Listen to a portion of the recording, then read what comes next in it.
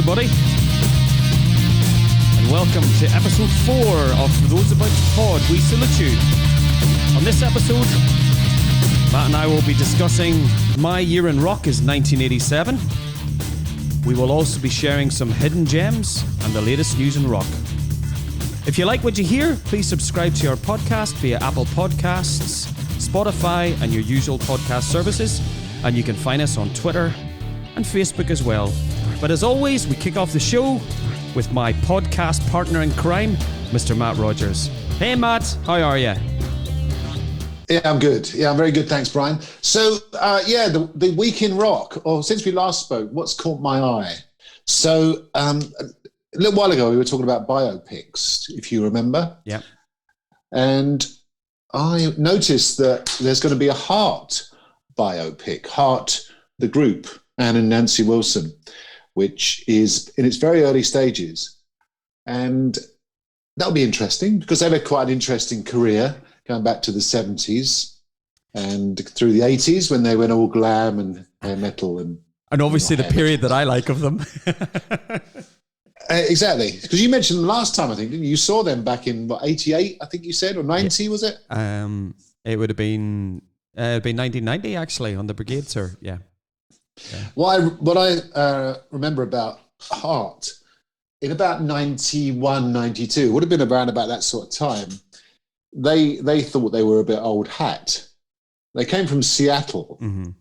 and they thought, oh dear, we're being overrun by all these new bands from Seattle and everything. But actually, the new bands, like, you know, your Pearl Jams and Soundgarden and so on, that Seattle scene from the early 90s, they looked up to Heart and I think they were nicknamed the mothers of grunge, from what I remember. So a biopic about Heart would be interesting. I mean, the question is, you know, who's going to do a biopic next? Yeah. But there's going to be a biopic about Heart, so I'm quite interested in that. I'll watch that. I think Heart started out like as a proper band with, you know, the guitar. I think there was, Nancy might have been married or going out with the drummer at the time, and so there's probably a little bit of a Fleetwood Macness around rumours. Yeah, possibly. But no, Heart were great, and the Seattle piece, they did whenever obviously Cameron Crowe and Nancy Wilson were married, and Nancy ended up doing a lot of the musical consultants in a lot of her films, like Almost Famous. But they put a band together called the Love Mongers, and they did. That's right, they did. Yeah, did a version of like Jerry Cantrell is really tight with Nancy Wilson, and Noonan Betancourt keeps invited. He invited Nancy to do some stuff at the Baked Potato. I remember watching on YouTube, and Nancy just shreds. Awesome guitar player. Oh, that'd be good. Do you know what? I'll go and watch that. Yeah, me too. I think it's a little way off yet. They're still working on scripts and everything, but I thought, yeah, it was interesting, especially as we spoke about biopics a couple of weeks ago. Something else that caught my eye is a new song from the band The Dead Daisies. Now, it's called Holy Ground. It's pretty good. I quite liked it. So Dead Daisies, an interesting band. We talked about them. In fact, we didn't talk about them, but we talked about supergroups last time. Yeah. And Dead Daisies has been through various incarnations, and they're pretty good live. I mean, I've seen them with John Corabi, Brian Ticci, I think was on drums, or with Dean Castronova, Marco Mendoza. They've had a few members, and they've had some good people in their band. They're basically kind of underpinned by David Lowie, and he's kind of the mainstay, as it were. Is it David Lowie? Anyway, yeah, David Lowie. He's like a billionaire entrepreneur, Australian. He is. Yeah. He is. He's kind of set up his own sort of fantasy band, which is quite interesting. I mean, it's something, you know, if you think about it, we'd all like to have a go at that, wouldn't we?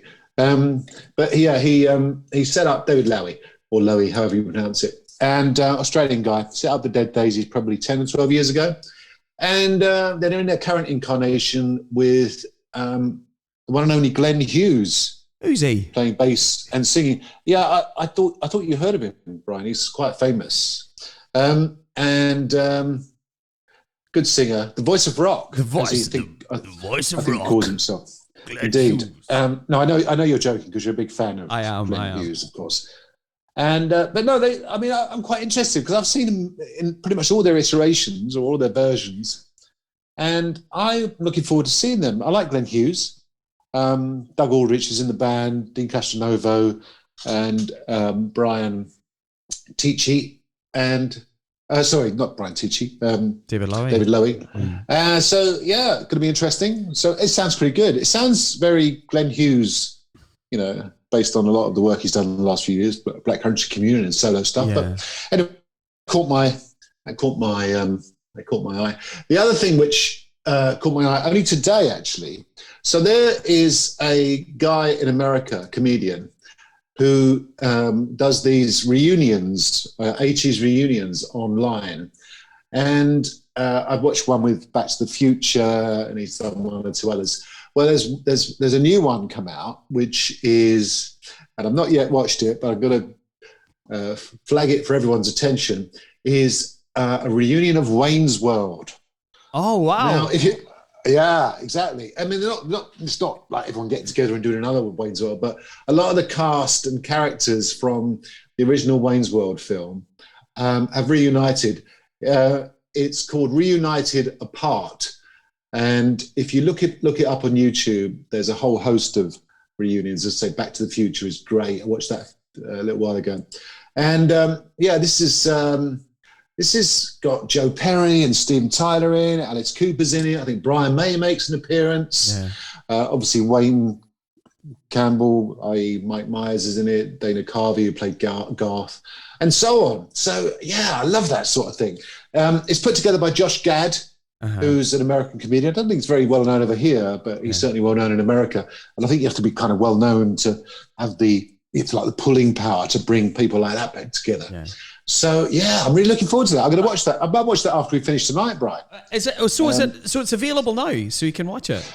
I believe so. Yeah, it's on YouTube on Josh Gad's YouTube channel. Okay. And as I say, I think it's called. I think it's a kind of a lockdown thing. It's a very clever idea, really, to bring people essentially together through Zoom, because you can be hundreds of miles apart, obviously, but through the medium of Zoom, much like we're talking now. Absolutely.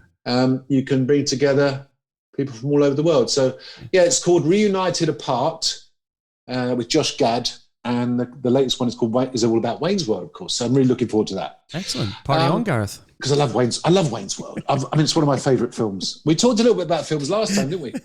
or a couple of episodes ago. And Wayne's World. Love it. Love Wayne's World. Yeah. I was one of those boring people in the 90s who did all the catchphrases. Oh, absolutely.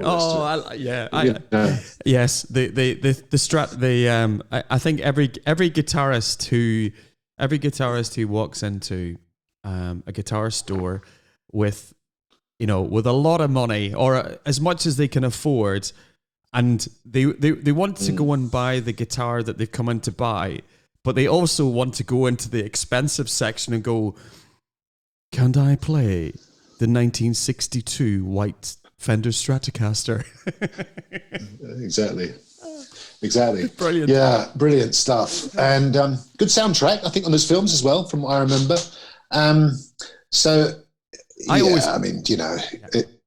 Good stuff. I always remember in Wayne's World, obviously the iconic scene with Bohemian Rhapsody.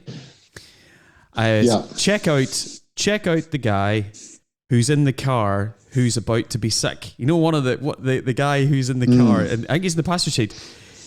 The things I remember, he is wearing, and I'm not looking at this on YouTube or Wikipedia.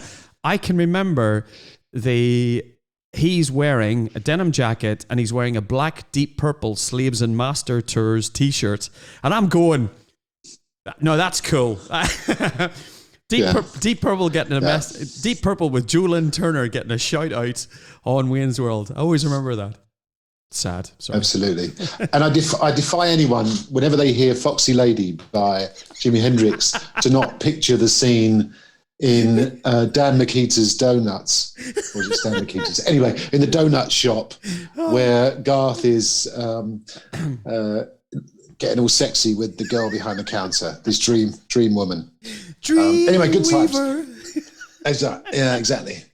So so there's a few different things, quite diverse, you know. But all good, Brian. Yeah, all good. How about you? Yeah, I've got a couple of things.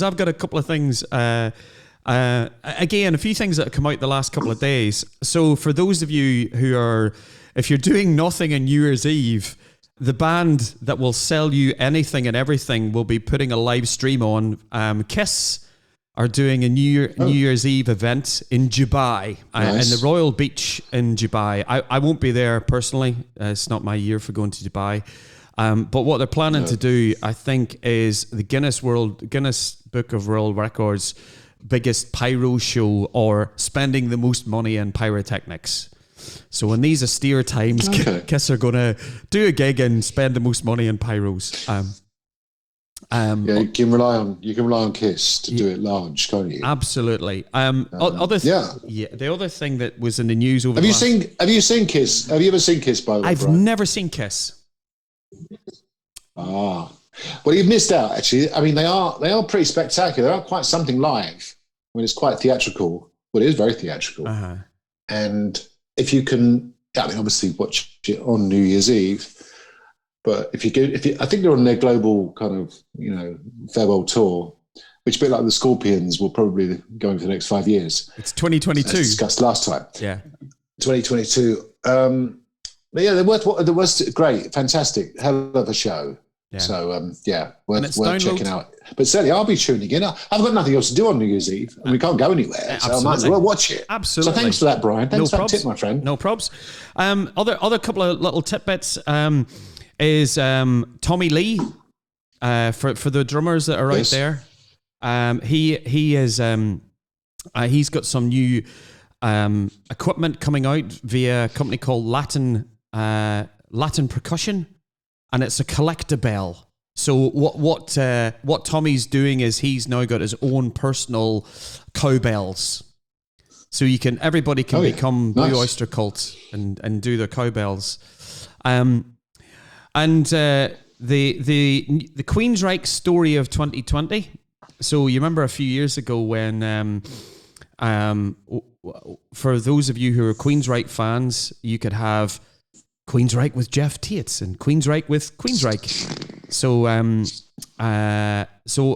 Alcatraz have just Graham Bonnet is just putting out Alcatraz featuring Graham Bonnet, and Alcatraz, the rest of the band have recruited Dougie White from Rainbow, etc., to be the new lead singer of Alcatraz. And I think Graham put a nice statement out over the last couple of days to say, hey, it's all about music.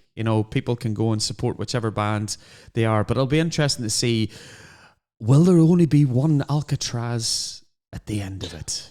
Oh, I see. We've got Alcatraz featuring Graham Bonnet, and then we've got Alcatraz with Dougie White. Yes. Yep. Is that right? Yep. That's interesting because they're both kind of like teammates in the Michael Schenker Rockfest, aren't they? Yeah. Yeah. That's interesting. Yeah. Okay. Yeah. Well, both good singers in their own way, of course. Well, that'd be interesting. Yeah. Did you come across? I mean, I remember Alcatraz, kind of post Rainbow for Graham Bonnet, and wasn't Yngwie Malmsteen in the early incarnation of Alcatraz? Don't forget the J, Yngwie J Malmsteen. Oh, sorry. For our Swedish listeners, it's like we always forget the Sir when it comes to Sir Vivian of Campbell, of course, don't we? Indeed. Yes, I take it Yngwie J Malmsteen won't be rejoining any incarnation of Alcatraz. Is that right? No. But he did actually the studio album that they did. I think it was called No Parole for Rock and Roll, which was it's a really, really good album. And I remember watching, it's about 83, 84. Alcatraz were one of those bands where Yngwie joined them, and they were, he basically was a souped up version of Richie Blackmore, and he's singing with Graham Bonnet. So they were doing Since You've Been Gone, and they were doing some Rainbow material, and they sounded pretty good live. And then, of course, Yngwie left, and then you got Steve Vai in the band. So to me, I got into Alcatraz because of Steve Vai.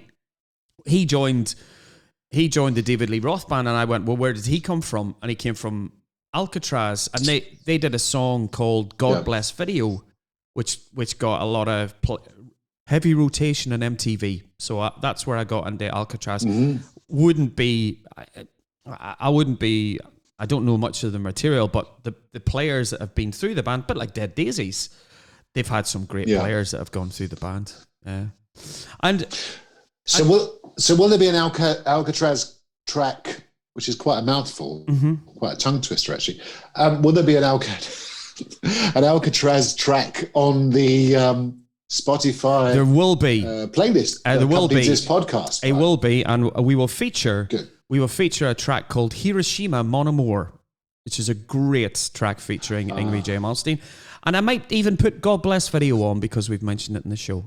And the final bit of news I had for you, mate, was a bit of cheer at these times. Obviously, lots of bands, lots of musicians, we've been watching it throughout the year, have been trying to find weird and wonderful ways to keep themselves solvent. And it's really nice over the last couple of weeks where artists are actually coming out and trying to support their crew, and the guys that they always say that put it up and break it down for them on a nightly basis. So for anybody who wants to support the crews of your favorite bands, or and I know there will be other bands that are doing this through their social media, but two bands or two artists who I would call out is Fish. So Fish is he is releasing through, I think it's through Just Giving. He's releasing a Lemon Tree. It's a live Lemon Tree album. And what you can do is you can donate through the Just Giving page, and then you can donate as much as you like to the cause. And then what that means is Fish will give them all the money Fish gets nothing, all the money goes to his crew and whatever, which is really nice. And Dream Theater are doing something exactly the same.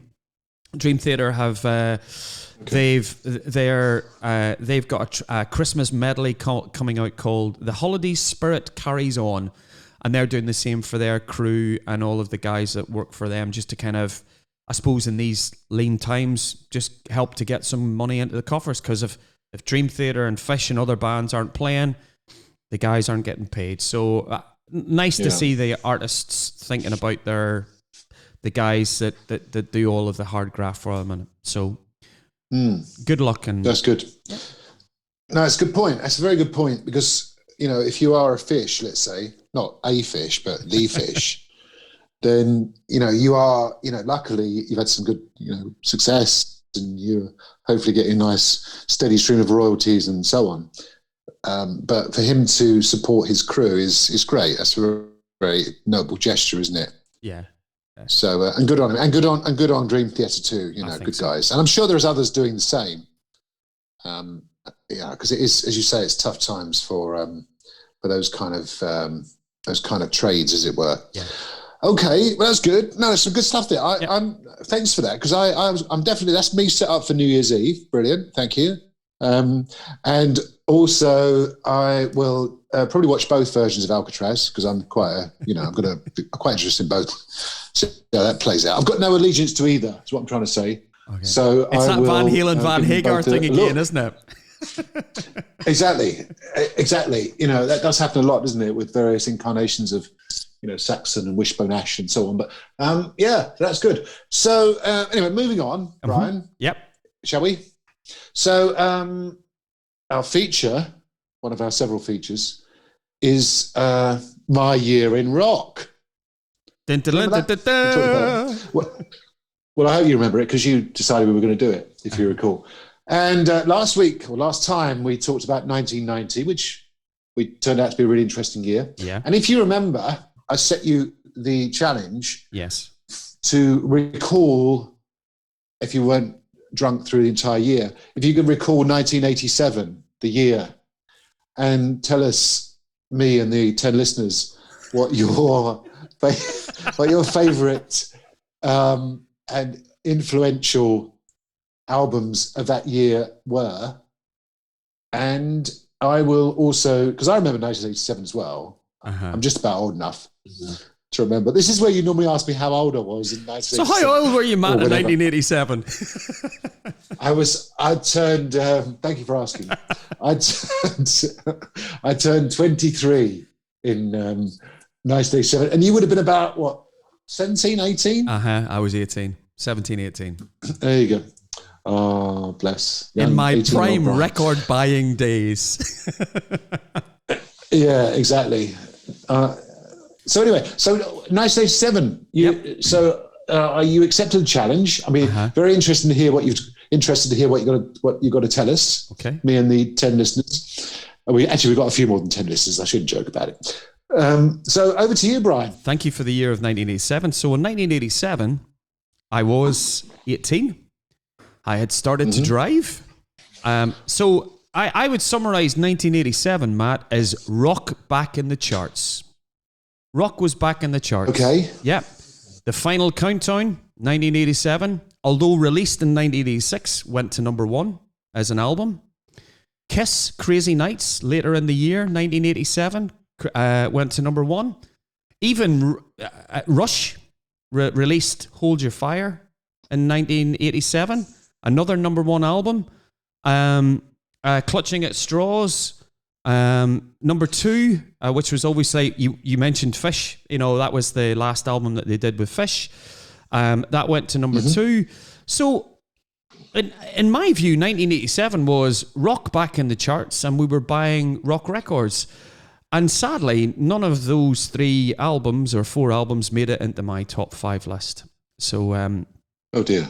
There was so much to choose from. If you'd have said, Matt, pick your top 25 albums of 1987, I probably could have filled it. So coming straight in, number 5, and I remember buying it. I remember going down and picking it up in Limavady, the album. In 1987, my first album was Wild Frontier by Gary Moore, which is interesting because when we picked 1990, you went with Gary Moore's Still Got the Blues. Still Got the Blues. Yep. Yeah, absolutely. Great album. Over the Hills and Far Away. Very Irish album. I wouldn't necessarily say it was a blues album, but it was very Celtic. Obviously, Phil Lynott had passed away the previous year. So a great album for me. Didn't get to see the tour, unfortunately, but seen lots of stuff on YouTube. So that was my top 5. Would have been Gary? You've been a fan of Gary in 1987? I was certainly aware of him. I saw Gary Moore in about 86. Talking of Marillion, which you did earlier, I went to something called the Garden Party at Milton Keynes Bowl in 1986, and Marillion were a headliner. Yeah. And it was quite an eclectic mix, actually. Magnum on the bill, Jethro Tull, and Gary Moore. But yeah, I mean, yeah, of course, I was very aware of Gary Moore. I do remember that album. I remember Out in the Fields, which is a little bit before then. But I remember Over the Hills and Far Away and Wild Frontier.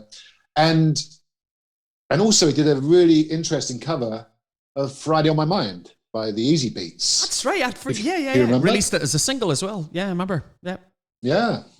Which obviously links back to our friends in AC/DC, of course, through Vander and Young. Yeah, I mean, do you think with Gary Moore that that going from that, you're right, it was very sort of Celtic in feel, that album. Yeah, and then he went on to the blues. Do you think he was, he looked like he was kind of reinventing himself, or was he finding his true kind of calling from a musical perspective?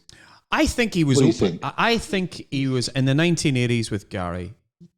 I think he was open to whatever influenced him at the time. And I think a lot of people forget that in the 70s with Gary was playing fusion rock with Colosseum 2. He was playing with true. He was playing with Greg Lake for part of 1980-81. He was the guitar player in Greg Lake's band. And I think Gary, if the notion took him to do to do a blues album, or if he wanted to do a rock album, he was very rock. I think with the Run for Cover album, he went all out. Empty Rooms, that must have been released and re-released about 3 or 4 times. Certainly, I've got a few different versions of that single. So I think Gary was he was probably being pushed by the record company, keep the sales going, etc. He was, and I think with Out in the Fields, he reached the pinnacle from him and Phil Lynott. Yeah. And I actually think when Phil Lynott passed away, they were probably in a bit of a role. And I think that partnership could have blossomed into something a little bit maybe more permanent. And obviously with Phil's passing, maybe Gary felt he obviously had been back home. He'd done a few shows back home, and maybe it's just a case of I just want to do an album which is a little bit about my past. And he likes his Irish music. Black Rose is something he did or was part of. But I think after Wild Frontier, he then did the After the War album, which was a little still Celtic. Blood of Emeralds is on it, and there's some beautiful stuff. But it was a more rock. And I think 88, 89, he was searching for something. And I think when he did the blues piece, I think that set Gary up for the next decade. It was like, this is what he wanted to do. Yeah. So gotcha. Yeah. So that was 5. Good choice. That was 5. Okay. What got next? Album 4 is from Australia. And to begin, okay. AC/DC? No, not AC/DC. Midnight Oil? Rose Tattoo? Oh, this is the... no, we'll do this. Bit early for Kylie, isn't it? It's a bit early for Kylie. Rose Tattoo. It's not Rose Tattoo. It is. I couldn't leave this band out of any list. It was Kicks and Excess. It was Kicked by INXS. Released in 1987. I think there's about 75 singles off the album. New Sensation, Need You Tonight. You might think it's a little bit pop. You might think it's but INXS is a band in 1987, and this is my year in rock. And to be fair, that was a big album for me. I remember when it came out. I still think that Michael Hutchence is probably... There's 2 frontmen that I never got to see that I thought were captivating, which was Freddie and Michael Hutchence. Michael Hutchence had a great voice. The songs are great, and Kick for me it's just a great crossover album.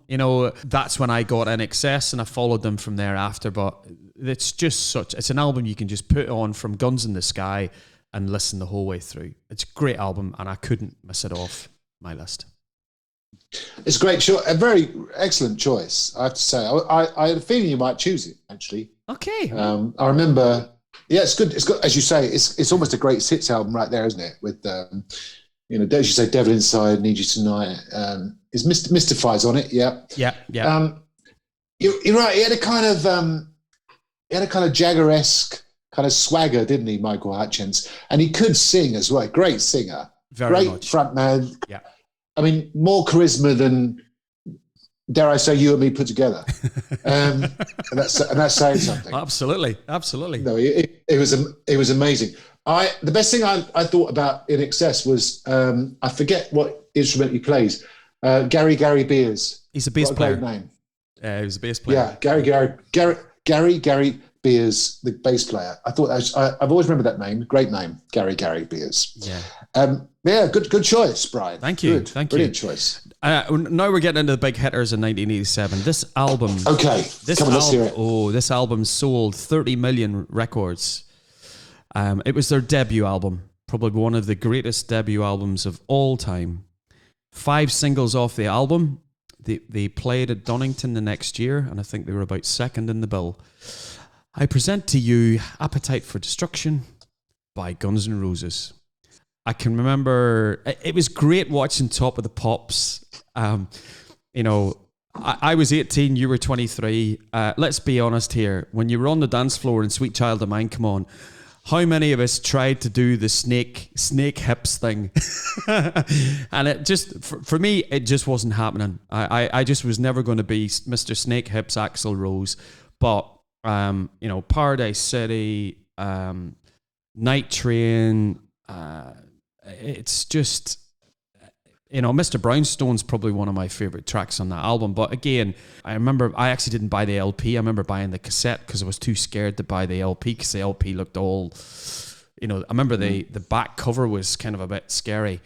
But I remember getting that album and playing it, and just Axl's voice was just awesome. And he was doing things like he did backing vocals on some Don Henley. There's Don Henley album that came out around that, Building the Perfect Beast, and Axl sings some of the backing vocals along it, and you just hear a screech. So Appetite for me, number 3, Matt. Oh, that's fantastic. I mean, I'm surprised it's only made its number 3, frankly, because I think it's one of those albums that, you can listen. I remember when it came out, like you did. I did on cassette as well, actually. I think I remember listening to it on my car. I think the first time I heard it, and it was just, wow. I mean, it's quite a punky, aggressive album. Very much. Yeah. It was very different to anything else that was around at the same time. But it's one of those albums that really, 30 odd years later, it's just got some absolute gems on it, as you say. Night Train, Mr. Brownstone, My Michelle, Welcome to the Jungle, for crying out loud. Come on. One of the greatest opening tracks from an album ever. Brilliant choice. Fantastic. And as you say, his vocals, Axl Rose, just incredible. Because he went from that kind of strange sort of castrato falsetto, which is his kind of normal singing style, to almost a baritone style. Did you to that album? And I remember thinking, have they got 2 singers? Is it someone else doing the vocals? Because it was incredible. But yeah, great choice, brilliant choice, Brian. No, thank you. Of course, thank you. So that was number that was number 3. 3. Number 2, which was released on the 3rd of August 1987, produced by Mr. Robert John Mutt Lange, sold 20 million sales. I give you in at number 2, Def Leppard's Hysteria. 7 singles off the album: Animal, Woman, Pour Some Sugar. This is where the Northern Ireland accent, pour some sugar on me. Hysteria, Armageddon, Love Bites, Rocket. It is an absolute powerhouse of an album. Def Leppard, and you'll probably ask me later on, why did I not pick that as my number 1? But I remember buying the I just remember Animal. I remember Animal playing on Top of the Pops. I remember going out and buying the single. I remember the B-side, which was a killer track called Tear It Down, which they actually released on Adrenalize. But even that version that's on the single was it's just brilliant. And to me, Hysteria was it's probably one of the closest to perfect albums that you could ever have in the rock genre. So that's my number 2, Matt. That's a great choice. I'm gobsmacked why it's not number 1, frankly, because after last time I was convinced. I put a bet on myself and I've lost, so I owe myself money that was going to be your number 1. But you're right. It's one of those kind of almost era-defining records, isn't it? Really, I think a lot of us would have bought that first time round. I've got it on vinyl still, and I think I said last time I then put it onto a cassette which I had in my car, and I would just play one side, turn it over, play the next side, turn it over, play the next side. And yeah, it's got some brilliant songs in it, as well as the singles. Probably my favourite song on the album is "Gods of War." It's brilliant, which is I think it might have been a single, it might not have been, but certainly "Gods of War" is a great song. And my other favourite song on there, again, which wasn't a single, and I've said this before, is "Love and Affection," which has got the most hookiest hook that you've ever kind of come across, I think.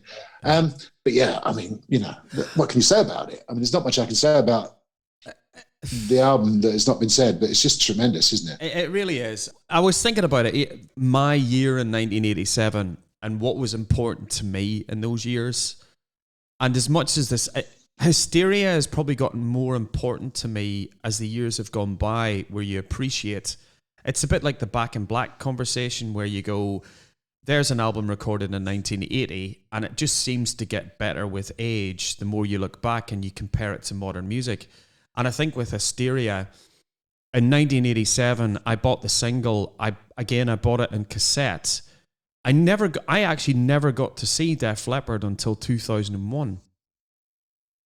Oh, really? When a little known band called The Darkness was supporting them, and we decided to go, no, I don't really fancy them. Let's go to the bar. And then 3 weeks later, the world was listening to, the Big Darkness single. So that was a band that I missed as a support act. So Def Leppard, that album has grown on me over the years, but it would have been my number 2, my number 1 album. Dun, dun, yes, come on then. Dun, dun, dun. Drum roll.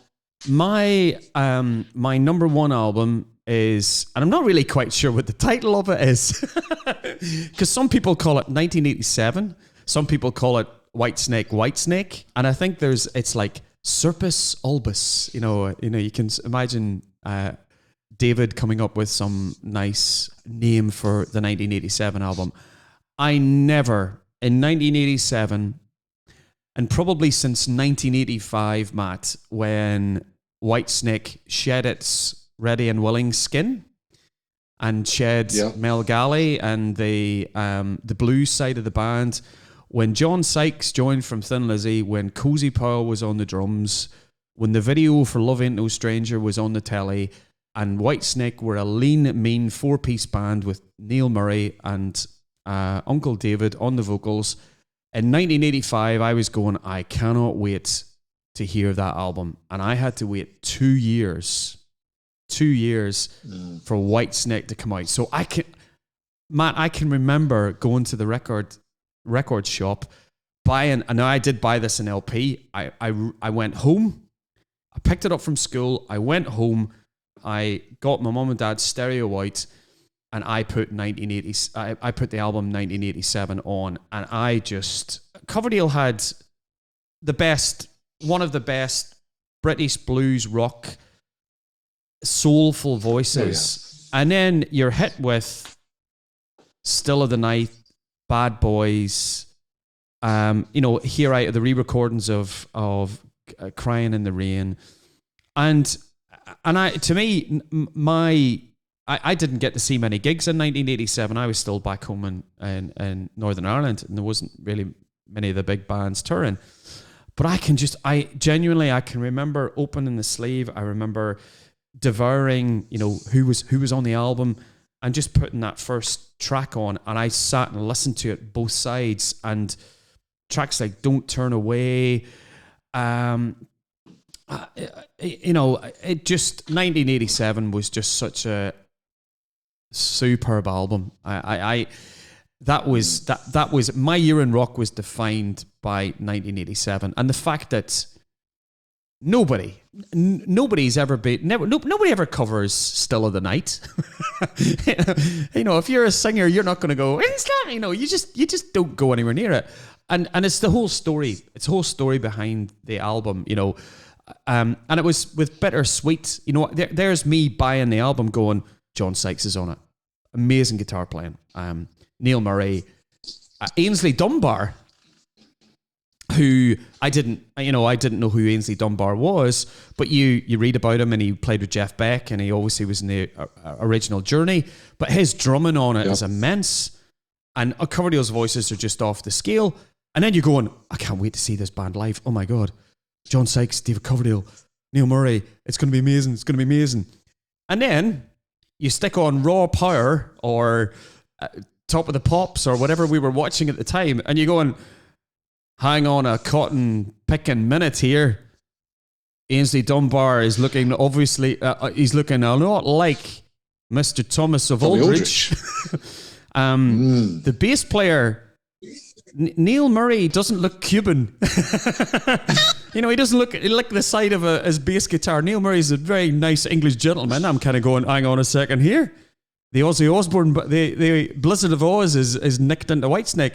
And then you've got Adrian Vandenberg, of course, who actually played on the album. Yeah. The Flying Dutchman. And then who was the other guitarist that they had in that video from memory? Was it Sir Vivian? It was Sir Vivian. I do remember that video, and it was kind of odd, wasn't it? Because it was all very sort of, it was almost soft porn, wasn't it? I seem to recall. It was a bit like, okay, on top of the pops. But yeah, I mean, we could talk all night about all those kind of comings and goings in Whitesnake. But yeah, great choices, Brian. Yeah, brilliant. Thank you. Fantastic. Thank you.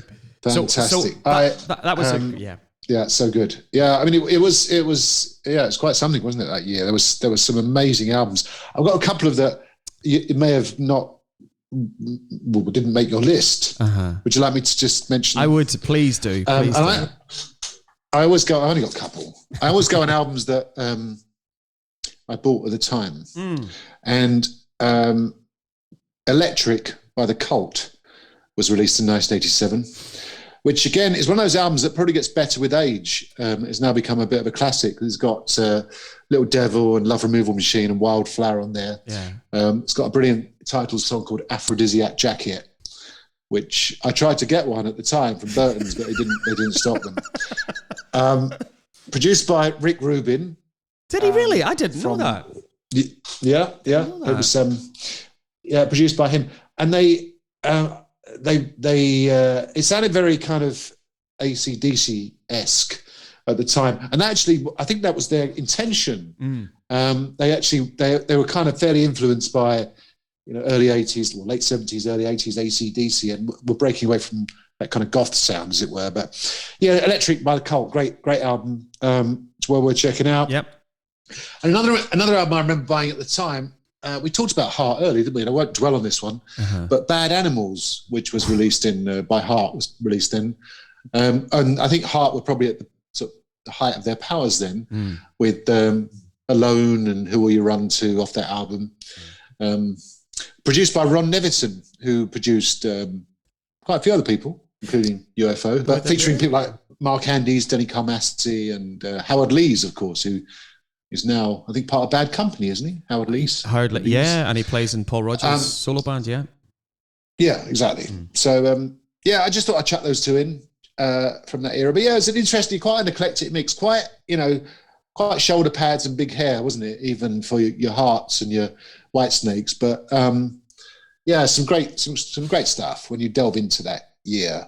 It is. And do you know what I find interesting? Every time that we think or we pick a year, it's really interesting when you look at next year's Donington, because a lot of the albums that we talked about are released. Some are released at the beginning of the year and are released at the end of the year, and then it's really into 1988 where you get a lot of the big sales. So I can imagine in America in 1988, that's when basically Def Leppard were probably decimating the world, going through all of the Enormodomes on their 2-year Hysteria tour. But it got me thinking when I was looking at the albums for 87, which is a really strong year of rock. Think of the lineup that you had at Donington the next year. So you look at the lineup for Donington in 1988, and you've got Maiden, Iron Maiden headlining it. You have David Lee Roth was on the bill, so that would have been around Skyscraper time. Kiss, again, we mentioned Kiss earlier. Kiss were on the bill, and you've actually got Guns N' Roses, who were really quite low down the bill. So when I look at some of the bills for Donington, it's interesting that the year previously is a really good strong year in rock, which means people are buying records, and Donington was a great bill. A sad bill, unfortunately, with the death of some of the fans. But it's just really, really interesting that 1987 Strong Year in Rock had a really, really good bill for Donington. Maybe that's something when we're looking at this. So that was my year in review of 1987. Now, it is my turn to pass the baton back to you for your year. And the year what have you got in mind, Brian? I have. What year have I got in mind for you? 1983. Okay. All right. Challenge accepted. I look forward to it. I remember 1983, and fondly, actually. I was 18. Turned 18 as well, funny enough, in 1983. All so right. I will, happily, I'll talk about that next time. Thank you for that, Brian. So one of our new features, which we did last time for the first time, is Hidden Gems. Yeah. So it might be a song or a band or an album that's underrated, unloved, forgotten about. So, yeah, do you want to go first on that one, Brian? Have you got one up your sleeve, in your back pocket? I do. Oh, good. I do. Good. And this is the album. This is the album that got kicked out. This is the album that got kicked out of my top 5 for 1987. And it is a bit of a hidden gem album for me. It is Ready or Not, which was the first solo album by Lou Gramm. The big single off the album was Midnight Blue. Played, really, really strong album. I remember getting the album. Lou Gramm's vocals are just, as an American singer, that blues, is in that kind of Steve Marriott. He's just a great rock vocalist. He's probably, this week, Matthew, my favorite band is Foreigner. We'll just put it. You ask me every time who my favorite band is. This week it's Foreigner. Let's just put it out there with Lou Gramm. But Ready or Not, Niels Lofgren. I always get this wrong. I'm going to go. Is it Niels or Nils? Nils Lofgren. Nils Lofgren. So Nils Lofgren's on the album. He plays all the lead guitar on the album. It's such a strong album, back to front, and I don't think it's one of these things where probably, you got your MTV videos and stuff, and it did reasonably well. Second album came out maybe a year later. But I think the record company was going, okay, Lou, that's really good. Any chance of you coming back to Foreigner now? And we'll get you and Mick back together. So I often felt that it's with that as a solo album, Matt, it's overlooked in Lou's catalogue, but it's a really strong album. I recommend as a hidden gem. Great album. That would be Ready or Not by Lou Gramm is my choice of hidden gem for this episode. And your good self. Excellent. Yeah, thank you. That's good. Well, I'm going to go back a few years. I'm not going to go in 1987. I'm going to go back to 1981 and an album by Judas Priest that is occasionally overlooked. Yeah, we haven't really talked about Judas Priest, have we? And they're one of my, again, all-time favourite bands. I mean, I've got a few, and they're on the list. And so their album from 1981, which is Point of Entry, it often gets overlooked because it's kind of sandwiched between British Steel from 1980 and Screaming for Vengeance from 82, which of course were, we've got Living After Midnight and Breaking the Law, and then we've got Screaming for Vengeance and, The Hellion and, so on and so forth. That kind of US breaking album that sent them, global sort of status. But wedged in between, you got a pretty cool album, Point of Entry by Priest, which it's got some pretty good songs on it. It's recorded in Ibiza, and it's kind of got a feel to it, actually. I wouldn't say it's got a kind of a Spanish feel to it, but it's got a kind of it's got an interesting kind of vibe to it. Maybe they were enjoying Ibiza a little bit too much, but it's certainly got a kind of a nice groove to it. Songs like Desert Plains, Solar Angels, Hot Rockin' was the single off that album, and Heading Out to the Highway. So yeah, if you don't know Priest and you always think that they're kind of living after midnight, breaking the law and so on, check out Point of Entry from 1981, which is my hidden gem for this time round, Brian. Thank you. I'm sorry. Yeah, I've just, my mind's now going to Rob.